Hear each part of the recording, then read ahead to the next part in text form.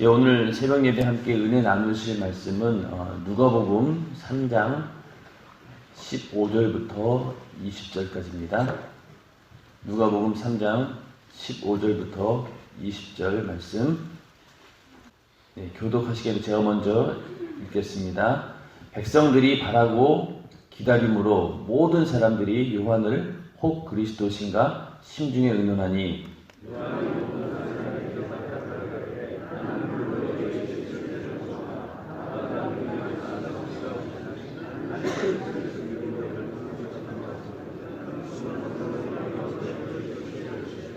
손에 키를 들고 자기의 타작마당을 정하게 하사 알곡은 모아 곡간에 들이고 쭉저기는 꺼지지 않는 불에 태우시리라.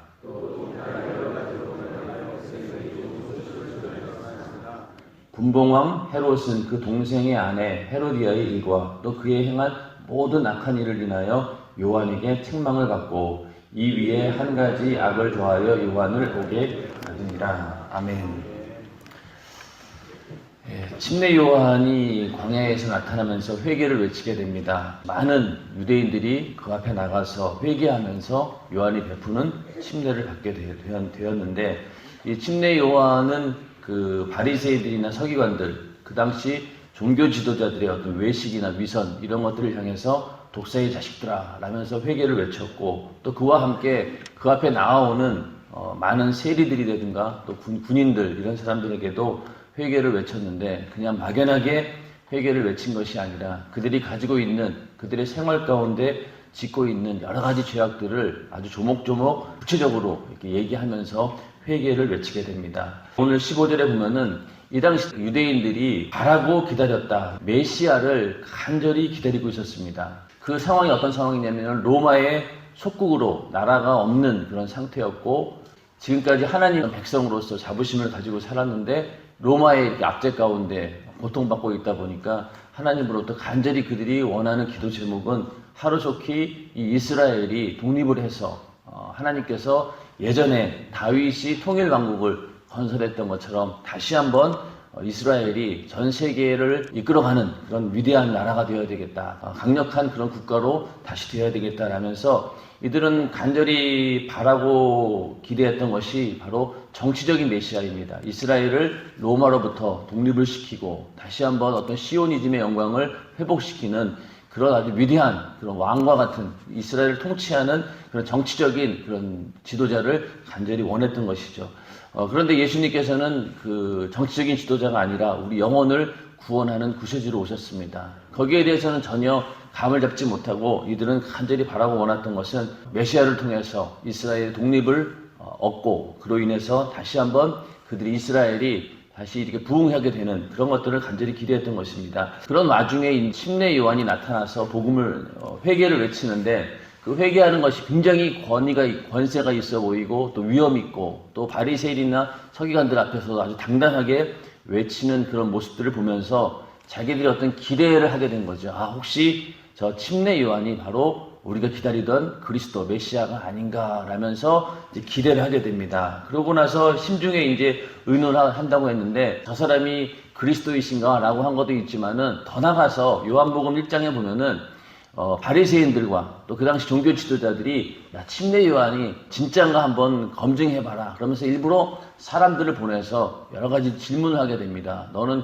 도대체 누구냐? 네가 무슨 권세로 이렇게 침례를 베푸느냐? 네가 뭐 엘리야냐? 뭐 이런 식으로 계속해서 물어보게 되는데, 거기에 대해서 이제 그 요한이 대답하는 모습이 나옵니다.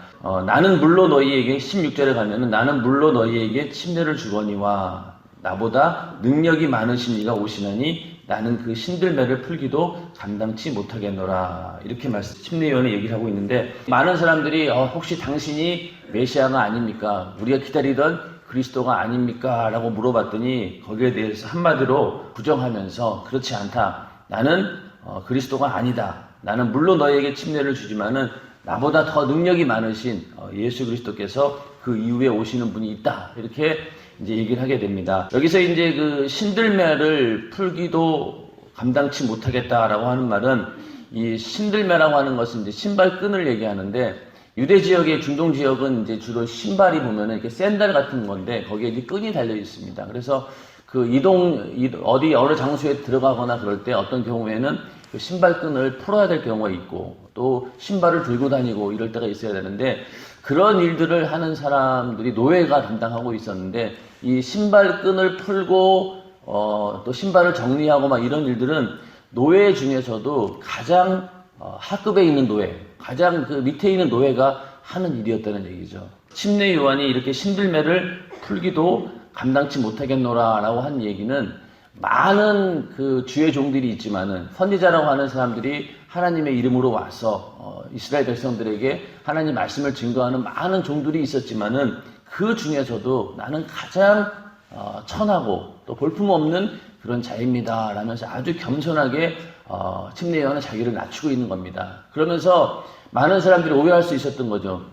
침례 요한이 얼마나 대단한 인물이었으면은 저가 혹시 그리스도가 아닌가라고 할 정도로 여러 가지 그의 출신 배경이라든가 또 그가 전하는 메시지라든가 또 그가 하는 여러 가지 인품들을 봤을 때 저 정도면은 충분히 그리스도라고 할 수 있겠다라는 정도로 판단이 되었다는 얘기 아니겠습니까? 그럼에도 불구하고 침례 요한은 나는 장차 오시는 예수 그리스도 그분의 신들매를 풀기에도 감당치 못하는 그런 아주 천한 주의 종 중에서도 가장 천한 자다, 낮은 자다라면서 자신을 겸손하게 나타내면서 오히려 반대로 예수 그리스도를 더 높이 부강시키려고 하는 그런 의도가 있었던 것입니다. 침례 요한은 나중에 가서 그가 모든 사역이 마치고 감옥에서 이렇게 목이 잘려나가는 참수형을 당하게 되는데 그때까지 그 짧은 사역이었지만은 그가 항상 외쳤던 것은 뭐냐면은 나는 그리스도가 아니다. 나는 망하고 오히려 그리스도가 흥해야 된다. 나는 이제는 사라질 뿐이다. 이렇게 계속 얘기를 했던 것입니다. 한날에 가서 이제 예수님께서 침례 요한을 이렇게 극찬하십니다. 마태복음 11장 11절 한번 보세요. 마태복음 11장 11절. 침례 요한은 이렇게 자기 자신을 많이 낮췄지만은 예수님께서는 침례 요한에 대해서 어떻게 얘기하고 있냐면은 마태복음 11장 11절에 보면은 내가 진실로 너희에게 말하노니 여자가 낳은 자 중에 침례 요한보다 큰 이가 일어남이 없도다. 이렇게 말씀하고 있죠. 그러니까 그러나 천국에서는 극히 작은 자라도 저보다 크니라 이렇게 말씀하고 있는데 여기서 예수님께서는 침례 요한을 어떻게 평가했느냐면은 여자가 낳은 자 중에 가장 큰 자다 이렇게 얘기하고 있죠. 그러면서 침례 요한을 많은 선지자들 가운데서도 가장 높은 어떤 사역을 감당했던 그런 주의 종으로 이렇게 인정을 하고 있습니다. 그런데 더 중요한 건 뭐냐면은 천국에서는 극히 작은 자라도 저보다 크다라고 한 얘기는 여러분도 잘 아시다시피 이거는 결국 뭐냐, 침례 요한은 아무리 대단한 선지자였고 또 그가 예수를 직접 보고 이분이 바로 예수 그리스도이십니다 라고 지목했던 그런 선지자였지만은 그보다 더 큰 사람들이 누구냐, 바로 나중에 예수를 믿고 성령으로 거듭난 우리들보다는 못하다라고 하는 얘기입니다. 침례 요한은 예수를 직접 보았고 그 예수를 소개하는 그런 아주 하나님께서 귀하게 쓰신 선지자였지만은 오늘날 하나님의 자녀로 거듭난 우리보다 못한 자라는 겁니다. 그래서 천국에서는 극히 작은 자라도 오늘날 예수를 믿고 거듭난 하나님의 자녀에 비할 때 침례 요한은 구약의 어떤 종에 불과하다는 거죠. 그만큼 우리는 큰 자다라고 하는 것인데 하여튼 예수님께서는 침례 요한을 이렇게 여자가 낳은 자 중에서 가장 큰 자다 이렇게 말씀하고 있습니다. 그럼에도 불구하고 침례 요한은 그리스도의 종 중에서도 낮은 종도 되기 어렵다. 신들매를 풀기에도 감당할 수 없는 그런 아주 천한 자다라고 하는 것을 나타내면서 겸손히 자기를 낮추었습니다. 그 얘기는 결국 뭐냐면은 자기를 낮추면서 오히려 예수 그리스도를 더 높이 부각시키고 그가 정말로 메시아임을 증거하기 위해서 자신을 낮추었던 것입니다. 우리의 신앙생활과 또 우리가 교회에 사는 충성 가운데도 항상 이 침례 요한처럼 나는 낮아지고 오직 그리스도만 드러내는 그런 삶이 되시기를 주님의 이름으로 축원합니다. 만약에 이 침례 요한이 조금만 생각을 달리해서 그래 나도 이 정도의 그 권세가 있구나, 사람들이 나를 그렇게 인정해줘 하면서 그럼 나도 한번 뭔가 좀 해볼까, 그런 어떤 인간적인 생각, 육신의 생각을 가졌다라고 하면은 나중에 예수님께서 이렇게 크게 평가하지도 못했을 것이고 오늘날 성경에도 이렇게 중요한 부분을 담당하는 선지자로서 기록되지 않았을 것입니다. 그런데 침례 요한은 끝까지 자기의 본분을 정확히 알았고 내가 해야 될 일이 무엇인지를 분명히 알았던 것이죠. 침례 요한은 그가 예수를 소개하고 보라 세상 죄를 지고 가는 어린 양이다 라면서 예수를 지목하는 것, 거기까지가 딱 사역인 거예요. 그 이상 그 이하도 넘어서지 않고 자기가 맡았던 사명을 잘 감당했던 사람이 바로 침례 요한입니다. 또 이제 그 침례 요한의 어떤 겸손함을 볼 수 있는 부분이 이제 요한복음 1장에 보면은요, 요한복음 1장 23절을 한번 보시겠습니다.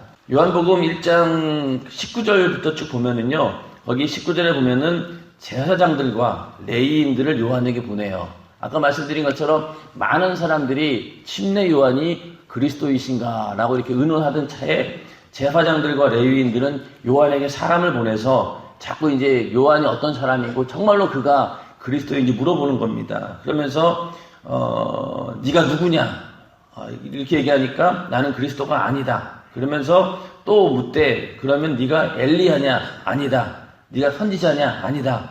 그러면서 너는 도대체 너에 대해서 뭐라고 하느냐라고 할 때 23절에 가서 가로되 나는 선지자 이사야의 말과 같이 주의 길을 곧게 하라고 광야에서 외치는 자의 소리로다. 이렇게 침례 요한은 대답하고 있습니다. 여기서 광야에서 외치는 자의 소리이다 이렇게 말하고 있는데 이 소리라고 하는 것은요, 우리가 말을 할 때 나오는 게 소리잖아요. 이것은 이제 입술에 바람이 들어가 가지고 그 바람이 나오면서 소리를 만들어냅니다. 침례 요한이 자신을 광야에서 외치는 소리라고 얘기한 것은 어떤 의미에서 말씀이신 하나님과 완벽하게 구분을 지는 거예요.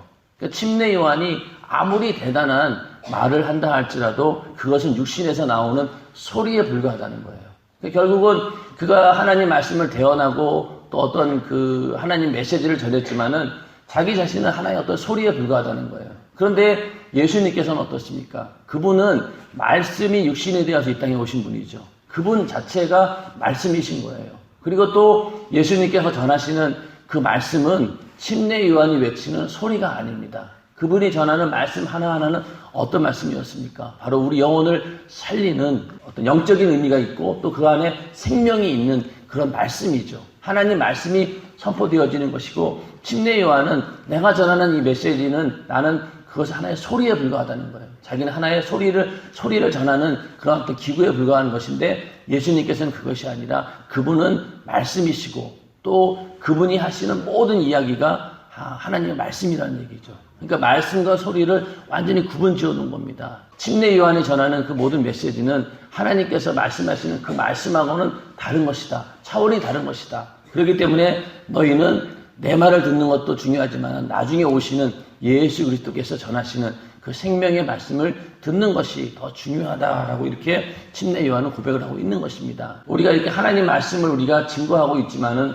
엄밀히 따지면은 예수님이 전하는 그 말씀의 그거하고는 차원이 다르다는 얘기죠. 그러니까 예수님께서는 말씀이 육신이 되어 오셨고 또 그분이 하신 모든 그 말씀들이 오늘날 성경에 기록되어서 이것을 우리가 생명의 말씀이다라고 하는 것은 그분이 전한 모든 이야기는 인간에게서 나오는 소리와는 완전히 구분이 되는 하나님 말씀이라는 겁니다. 그거를 이제 침례 요한은 증거하고 있었던 것이죠. 그러면서 이제 16절 그 하반부에 가서 이렇게 능력이 많으신 이가 오시는데 나는 그의 신들매를 풀기도 감당치 못하겠노라.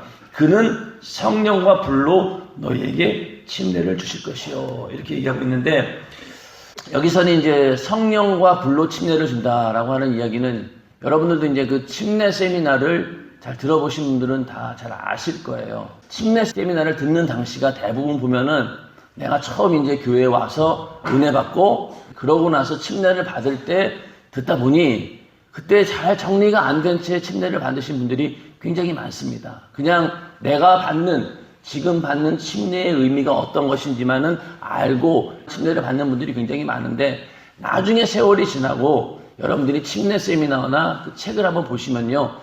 굉장히 아주 심오한 뜻이 굉장히 많아요. 그리고 오늘 이 침례 요한의 사역이나 이런 것들을 이해하기 위해서는 그 침례 세미나를 듣거나 그 책을 보게 되면은 정리가 잘 됩니다. 처음에 여러분들이 침례 받을 때는요. 그것들을 받아들일 만한 그게 아직 없었던 분들이 많아요. 특히 초신자 같은 경우에는 더 그렇죠. 그런데 이제 좀 더 우리가 신앙생활을 하고 또 말씀을 그동안 많이 들었기 때문에 지금쯤 와서 그 책을 제대로 읽어보면은요, 침례에 대한 의미뿐만이 아니라 성경 전체가 하나로 조립이 되는 그런 은혜를 받을 수 있거든요. 여러분들이 꼭 한번 그 책을 구입하시거나 아니면 세미나를 다시 한번 천천히 들어보시면은 이 침례에 대한 다양한 의미들을 다 알 수가 있습니다. 오늘 이 본문 가운데 나오는 이야기가 바로 성령과 불로 침례를 주신다라는 얘기인데, 이 이야기는 결국 뭐냐면은 성령으로 침례를 주시는 분이 바로 예수 그리스도이시다. 또 불로 침례를 주신다. 마지막 어떤 우리를 심판하시는 분이 바로 예수 그리스도이시다라는 이 두 가지를 얘기하고 있습니다. 침례 요한은 내가 이렇게 물로 유대인들에게 침례를 주지만은 나중에 오시는 그리스도께서는 너희들을 성령으로 침례를 주실 것이다. 그리고 너희를 불로 침례를 주실 것이다. 라는 이런 예언을 하고 있는 것입니다. 성령으로 침례를 준다라고 하는 이야기는 오순절 마가다락방에서 처음으로 성령이 임하게 되죠. 예수님께서 부활 승천하시고 나서 마가다락방에 모인 제자들에게 성령이 임하게 됩니다. 그때부터 성령이 임하는 그 사건을 우리는 성령으로 침례를 받았다라고 얘기를 합니다. 그래서 우리가 기도원에 가서 하나님 말씀을 듣고 회개하고 그런 가운데 성령이 충만하다 보니 우리에게 방언의 은사가 임하고 성령의 은사가 임하는 사건이 우리도 경험한 것처럼 똑같이 그 상황이 바로 성령으로 침례를 받은 것입니다. 성령 침례는 성령으로 거듭나는 그런 상황을 말하는 것인데, 이 성령 침례라고 하는 것도 예수님께서 이루신 일이라는 얘기죠.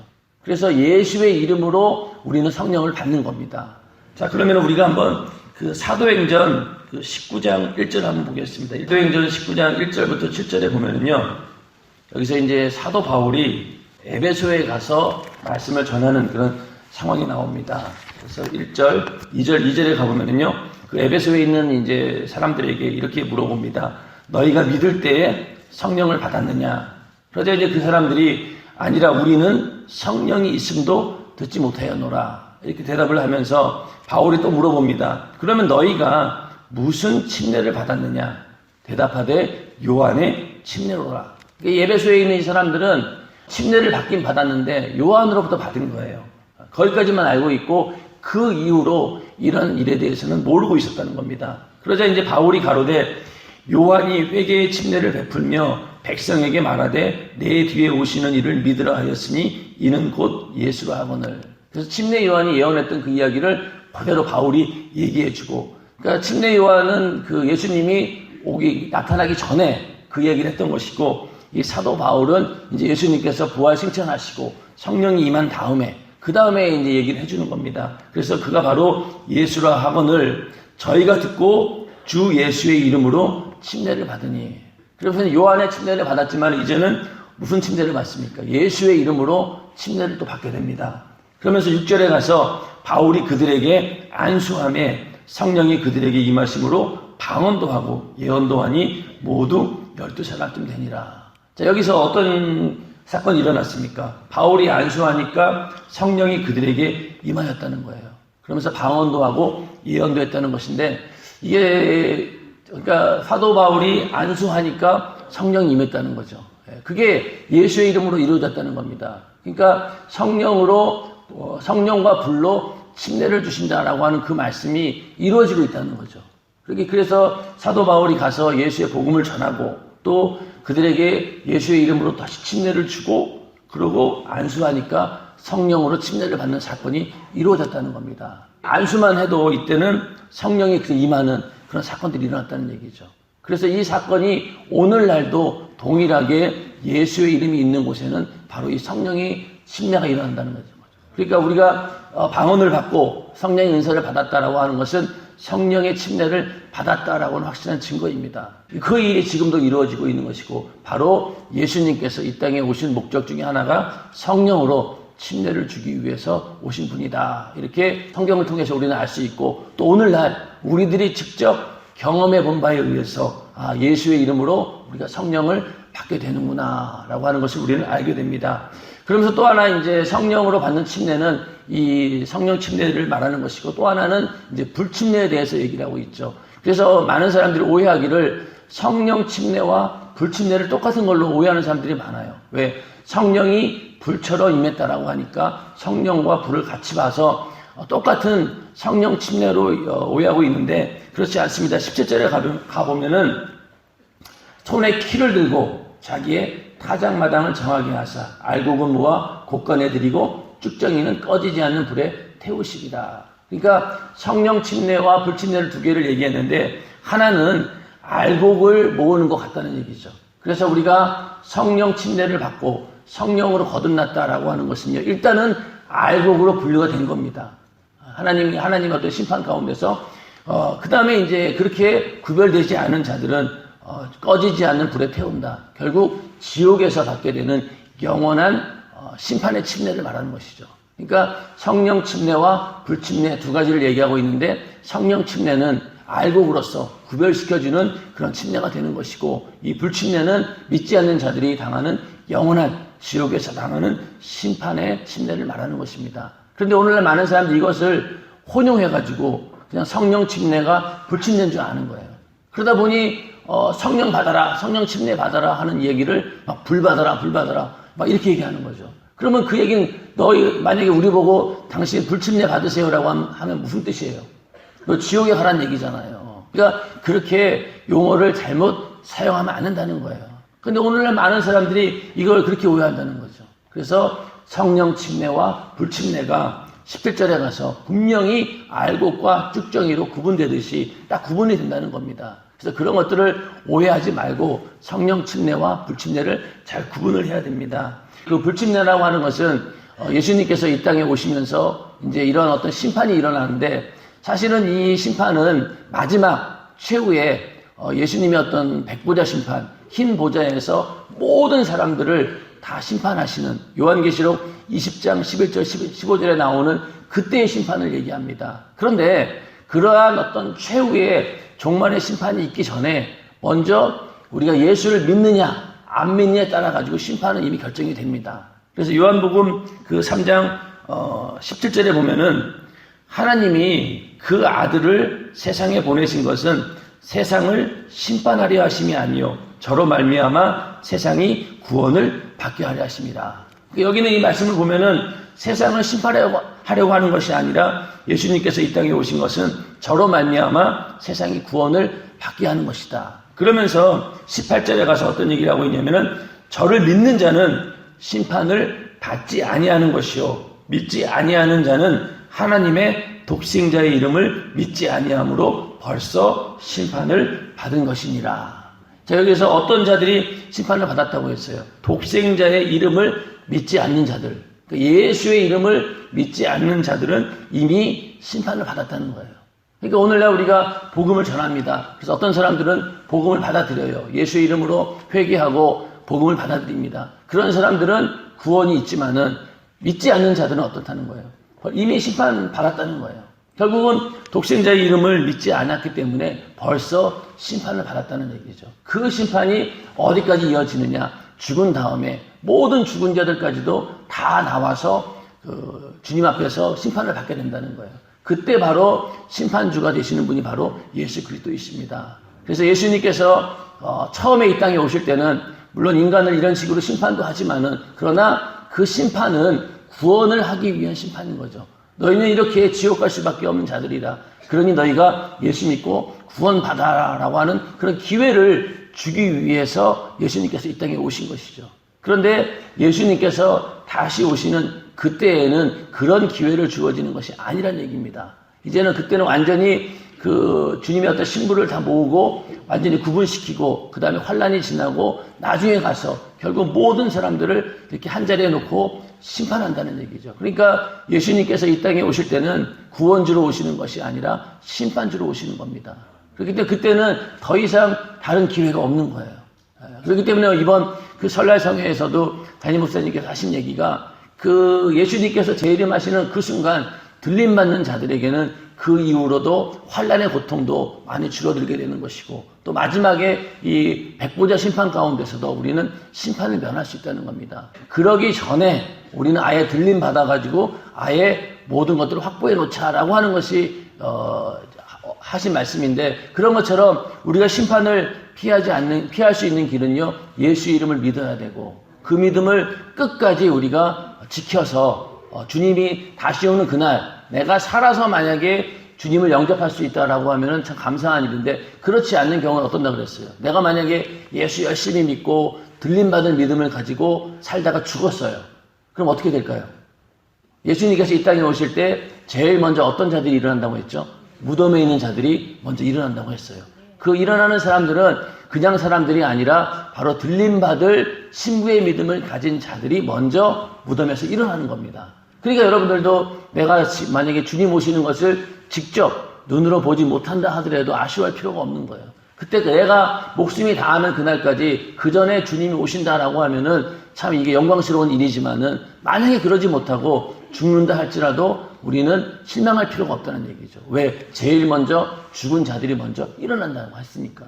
그러면 이제 예수님께서 이 땅에 재림하실 때 제일 먼저 들림받은 사람들이 우리 머릿속에는 예수님의 제자들 중에서 또 사도 바울과 같은 사람들, 이런 자들은 지금 무덤에 있잖아요. 그런 자들이 먼저 들림받는다는 얘기입니다. 그 다음에 살아있는 자들 가운데 신부의 믿음을 가진 자들, 들림받을 믿음을 가진 자들이 공중으로 끌려 올라간다는 얘기죠. 그렇기 때문에 우리는 그 믿음을, 신부의 믿음을 가지고 첫째 부활에 참여하는 자가 되어야 된다. 그래야지만이 그런 자들에게는 이 심판이 없다는 겁니다. 그래서 우리는 먼저 예수를 믿어서 심판을 피해야 되고 또 주님이 재림하실 때 들림받음으로 인해서 최후에 오는 그 심판까지도 면하는 그런 복된 자들이 되기를 주님의 이름으로 축원합니다. 그때 들림받지 못하면은요, 그 환란을 통과해야 되는데 거기서 일단은 견디지 못한다는 겁니다. 그리고 아주 어렵게 천년왕국에 들어갔다고 칩시다. 1000년 동안 잘 살았어요. 그런다 할지라도 1000년 후에 어떤다고 그랬어요? 다시 한번 이 마귀 역사가 미혹할 때가 오는데 그때 그 미혹을 피할 자들이 없다는 겁니다. 그러니까 그 전에 우리는 들림받아서 1000년왕국 동안 왕노릇하고 그리고 나중에 심판을 면하는 들림받는 신부의 믿음을 가져야 된다라고 하는 것이 이번 성령 때 하신 말씀입니다. 성령과 불로 심판하시는 예수님께서 다시 오실 때 그때 우리는 이미 이제 우리는 성령 침례를 받은 자들이죠. 그 다음에 이제 우리는 불 침례를 면해야 되는 거죠. 안타깝게도 성령으로 침례를 받았다 할지라도 그 구원을 망각해버리고 그 은혜에서 떨어져 버린다라고 했을 때 그러면 그 이후로 오는 불침례를 우리는 또 만날 수 있다는 거예요. 우리는 성령으로 침례를 받았다 할지라도 성령 충만함을 계속 유지를 해야 됩니다. 성령의 침례를 받았다라고 하는 것은요, 성령이 최초로 충만했다라고 보시면 돼요. 내가 성령 침례를 받아가지고 방언을 말했어요. 그 순간은 하나님께서 지금 성령으로 침례를 주신 성령으로 충만한 그 상태인 거예요. 그걸 인정해 주신 겁니다. 그런데 그 상태가 계속해서 유지되지 않으면요, 이것이 성령 충만함이 이어지지 않으면 이게 어떻게 될지 모르는 거예요. 성령으로 침례를 받았다 할지라도 우리는 방심할 수가 없는 겁니다. 또 언제 어떻게 악한 마귀에게 미혹을 당해서 내가 받은 성령 받은 이 은혜까지도 까먹을 수 있다는 거죠. 그러다 보니 어떤 사람들은 성령 충만함 받아서 침례까지 성령 침례로 방언 은사까지 받았는데 결국은 세상에서 타락해서 다시는 돌아오지 못하는 그런 경우들이 있다는 겁니다. 성령 침례 받았다. 그것은 바로 내가 최초로 하나님으로부터 성령 충만함을 인정받는 그 순간입니다. 그러면 그 다음부터 우리가 해야 될 일은 뭐냐면은 그 최초로 그 충만한 상태를 계속해서 유지하는 것. 이게 중요하다는 얘기죠. 유지한다라고 하는 것은 현상만 유지하는 것이 아니라 그 처음보다도 더 날로 성장해야 된다는 것이죠. 내가 성령 침례 받았다. 이제 방언 받았어. 이제는 다 끝났어. 그게 아니란 얘기죠. 그 이후로 우리는 하나님께서 주신 그 성령의 은사로 더 기도해야 되고 또 더 많은 은사들을 위해서 우리가 주 앞에서 신앙생활을 할 때 하나님께서는 더 많은 은사도 주시고 하나님께서 귀하게 쓰시는 사람들이 된다는 얘기입니다. 이 성령 침례 받았다고 해서 끝나는 것이 아니란 얘기죠. 그것을 계속해서 유지하는 것. 그걸 위한 가장 최고의 방법이 바로 이 기도하는 것이다. 그래서 기도해서 우리가 죄를 매일 씻어내고 또 성령 충만함을 유지하는 방법은 기도밖에 없다는 것이죠. 그런데 이제 오늘날 우리들은 그런 말씀을 들을 때 그래 이미 나 뭐 예수 믿었어. 그리고 성령까지 받았는데 뭐 어때? 아주 굉장히 방심한다는 거예요. 근데 여러분들도 아마 아실 거예요. 이렇게 성령 충만하다가도 조금 방심해서 내가 기도 안 하고 그럼 어떻게 돼요? 금방 육신으로 돌아갑니다. 그러다 보면은 그게 지나치다 보면요, 나중 가면은요, 예전에 내가 예수 믿지 않을 때와 똑같아져요.